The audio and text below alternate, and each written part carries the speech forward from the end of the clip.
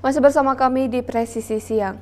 Perjuangan diaspora Indonesia untuk meloloskan Undang-Undang Kewarganegaraan Ganda seolah mendapat angin segar dari pernyataan Menko Luhut Binsar Panjaitan. Namun perjuangan mereka selama 10 tahun lebih masih diharapkan pada sejumlah tantangan politis dan strategis di Indonesia. Kita simak laporan Virgiana Gunawan dari VOA. Wacana kewarganegaraan ganda kembali muncul setelah pernyataan Menko Bidang Kemaritiman dan Investasi Indonesia, Luhut Binsar Panjaitan, dalam acara Microsoft di Jakarta akhir April lalu. Dalam pidato pembukaan acara tersebut, Luhut menyebut akan segera membuka jalan untuk kewarganegaraan ganda bagi diaspora Indonesia, termasuk mereka yang sudah jadi warga negara lain. Pernyataan ini disambut baik sejumlah kelompok diaspora yang telah mengadvokasikan Undang-Undang Kewarganegaraan Ganda bagi diaspora yang pernah jadi WNI. Statement dari Kementerian Hukum dan HAM, Pak Menterinya langsung, waktu saya hosting 2018, mungkin di bawah administrasi Jokowi itu tidak akan kejadian gitu kan, dual citizenship, karena bukan prioritas. Akan tetapi sekarang kan tiba-tiba di last minute, di injury times, pemerintahan beliau tiba-tiba ada wacana gitu kan. So actually it's very interesting. Perjuangan untuk meloloskan RUU ini sudah dilakukan sejak 2014 lalu. Indonesian Diaspora United dan Indonesian Diaspora Network Global adalah dua dari sejumlah kelompok yang mendorong RUU ini.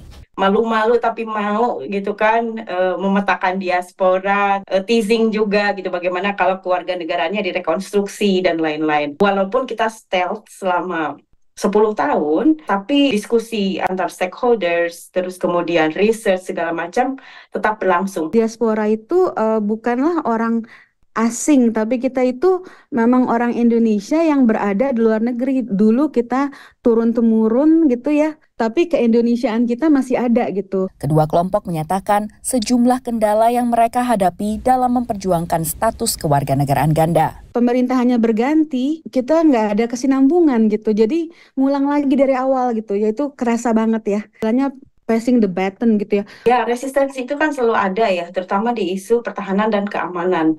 Kalau misalnya tiba-tiba diasporanya jadi agen ganda dan lain-lain gitu. Aturan kewarganegaraan ganda terbatas saat ini diatur dalam UU nomor 12 tahun 2006. Saat ini Indonesia mengizinkan kewarganegaraan ganda bagi anak-anak di bawah usia 18 tahun yang lahir dari perkawinan campur antara WNI dengan WNA atau mereka yang lahir di negara yang memberikan kewarganegaraan atas dasar tempat lahir mereka. Setelah berusia 18 tahun, mereka harus memilih untuk mempertahankan kewarganegaraan Indonesia atau melepas jika ingin memegang kewarganegaraan lain. Peneliti hubungan diaspora melihat isu dui kewarganegaraan bukan isu penting yang jadi perhatian wakil rakyat saat ini. Kewarganegaraan ganda itu tentu saja punya keuntungan, bisa meningkatkan mobilitas, peluang ekonomi, terus kemudian mungkin bukan dalam konteks Indonesia ya, lebih kita bicara konteks global, mungkin juga ada terkait dengan perlindungan hukum dan sebagainya gitu. Tapi kalau saya lihat di konteks Indonesia, saya sendiri berpendapat sebenarnya belum terlalu urgent gitu. Pemerintah Indonesia diharapkan bisa membangun iklim yang tepat bagi diaspora untuk berkarya di dalam negeri. Iklim penelitian Indonesia seperti apa gitu kan? Itu perbaiki dulu.